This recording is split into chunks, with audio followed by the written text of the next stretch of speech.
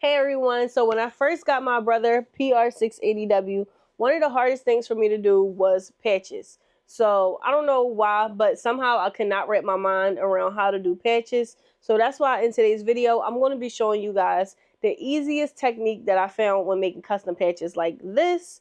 Super simple, super easy. So let me show you guys what you're going to need. To make this patch, you're going to need applique scissors. I purchased these from Amazon. Twill. I purchased this from Hobby Lobby. It does come in different colors. You can also get this from any local fabric store. Tearaway stabilizer. I purchased this from Amazon. Embroidery thread. It really doesn't matter what color. And last but not least, heat and bind. I purchased this from Hobby Lobby, if I'm not mistaken, or one of the fabric stores. Now, I am going to heat this up with my heat press instead of an iron. For this video, I'll be using the Brother PR680W, and I'll also be using the 4x4 Mighty Hoop.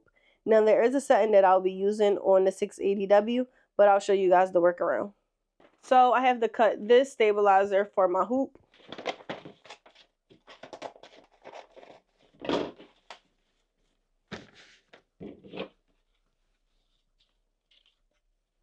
So this is a magnetic hoop, so it just makes it a lot easier to hoop stuff. You guys can still use the traditional hoops. It's really no difference, except that the Mighty hoops are just a little bit easier to use. Alright, so I'm looking for a design. This is the design that I'm going to use because I already did this one. So once you select your design, you're going to want to go into the settings of the design, and you're going to click this icon right here on the Brother PR680W. So this is just like an applique distance design. And what I really like about this is the fact that it has a lot of different selections. So you could do like custom, circle, square. It has different shapes. Just keep on going down. But what's really nice about it is the fact that it will give you that outline for your design without you really having to not think about it. So I'm going to use the circle one. And then I'm just going to make it smaller because the further it is out is like the further that the applique will be. But I don't want my applique to be that big. So I'm thinking like right here is a good distance from where the actual patch ends. This will be where the outline of the applique for the patch thread will be. So this will be what it will look like once you click set. You'll be able to see where the actual applique thread will be for the patch. But let me show you guys the workaround if you don't have the PR. Alright everybody, so the program that I'm going to be using is Embroidery. So it's really simple. I have my design in here already. And then you're going to go to the merge icon. Once you click that icon, you're going to see a whole bunch of different shapes. And I typically just go to shapes 1. Here, like I said, a whole bunch of shape, octagon, triangles, circles. But you're going to find the shape that best fits your design. The best one for me right now is square. So it's actually 2 ways you could do this. You could either click the patchwork icon right here. And as you can see, it just gives you like this simple patch square. It's kind of boring. But what I like to click is this other icon. I'm trying to figure out what the name of it is. I can't figure it out. But it's this one right here. It's called Digitize and Applique. But it allows you to manipulate the satin border a lot more. And also it puts stops in so that you can see when to stop and when to start on your applique and putting down your fabric. But like I said, I like to use this one because you can manipulate the density and the stitch width. So it can get smaller, which is really thin, or you can make it super thick. With the other one, the patchwork is just like one size fit all, but with this one, you can really manipulate how you want your design to look. Alright, so I'm going to press OK, and then I'm just going to start to make my design. And when you're doing embroidery and you're using these hoops, you really want to make sure that your design fits the hoop. So I'm going to trace this a couple times just to make sure it's in the right spot.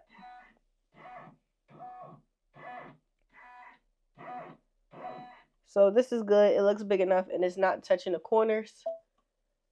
And then as you can see, it's going to take us 6 minutes, and you'll see the steps and the stops on here. So the first one is just going to stitch out the basic stitch, and then the second one we have to lay down our fabric.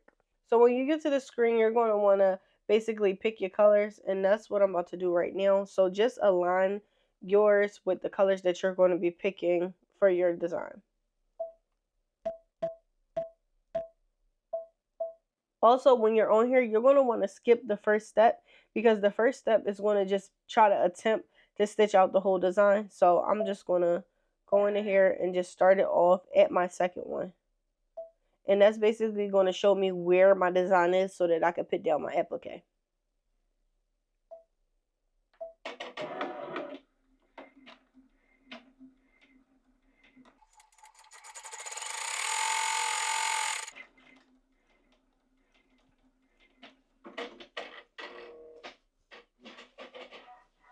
Now that you know the size of the design, you can now cut your twill for the size of the applique.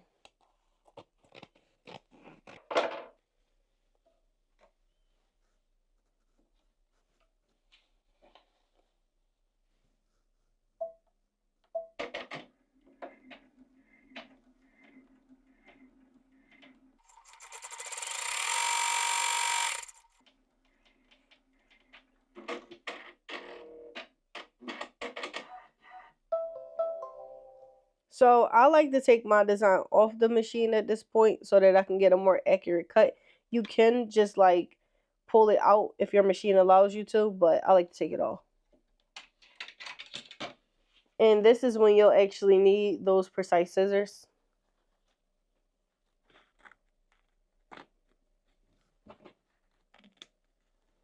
Try to cut yours as close as possible to the design without actually cutting it. I did snip mine a little bit, but just try to be more careful. So off camera, I am going to try to cut this a little bit more just to get it a little bit more perfect around the edges. All right, so this is actually how close I got. I cleaned it up a little bit.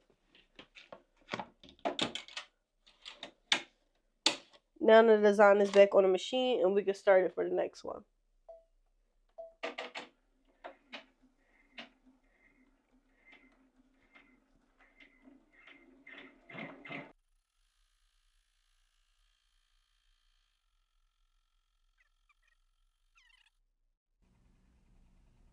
Right here, you can see that it looks like the stabilizer is about to start lifting up, but hopefully it doesn't.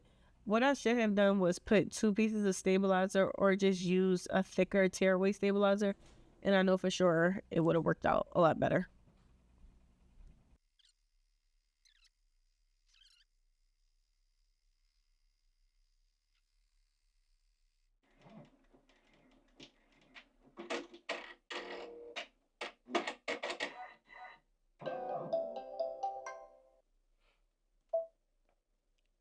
Alright guys, so it did say complete, but if you can see, it just stitched out the outside border. So now this is when you'll actually go back to the first step and be able to stitch out the actual design.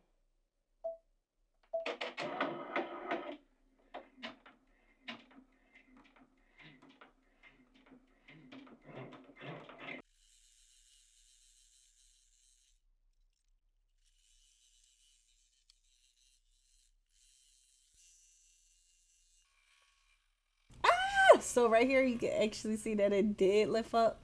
So this is super embarrassing, but guys, basically just put 2 pieces of stabilizer or a thicker piece of stabilizer. And this is so embarrassing because I'm trying to show you guys how to do it the right way, but mine is actually acting up.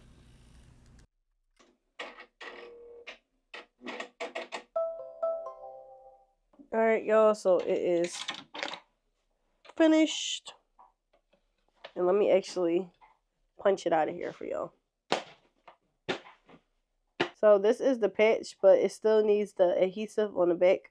So let me jump over and show you guys how to do that. So I do have to clean it up because as you can see, you see the fringes on the outside of the design. So I'm just going to take some scissors and just cut at that until it gets low enough. Something else that also helps is using a lighter. So, but if you're a little scared to use it, I understand. That helps it like burn the extra threads away.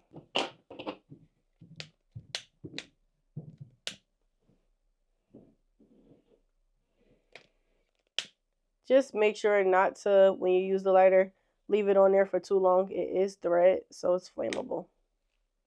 But just make sure you just clean it up. So you're going to want to cut a piece of heat and bind that's about the same size as your patch, and then you're going to put it thread side like up, so therefore you can see the threads and not the part that you just embroidered, and place it down on there. I like to cover up my heat press with just like another piece of like stabilizer or like some scrap fabric, just so you don't get the glue from the heat and bind onto your mat or onto your heat press. So once that's on there, you're going to want to heat press this for about 10 seconds. If you don't have a heat press, you can use an iron.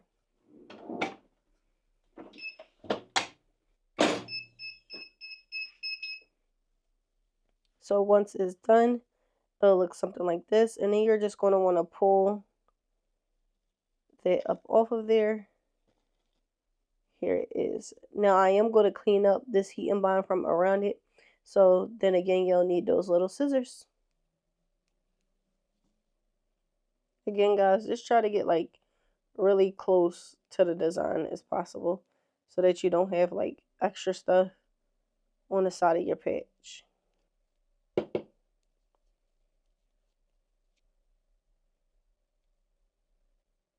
Alright guys, so this is it. Once I did cut a little bit around it, a little bit more, I probably am going to take the lighter and just clean it up so that it will melt. This is the back of it. You see the heat and bond on it. It makes it really shiny. But after you put the heat and bond on it, now you're able to stick this to your garments, to your bags, to your shirts. You'll just heat press this back down so that the heat and bond can melt onto the garments. But overall, it's pretty simple to do.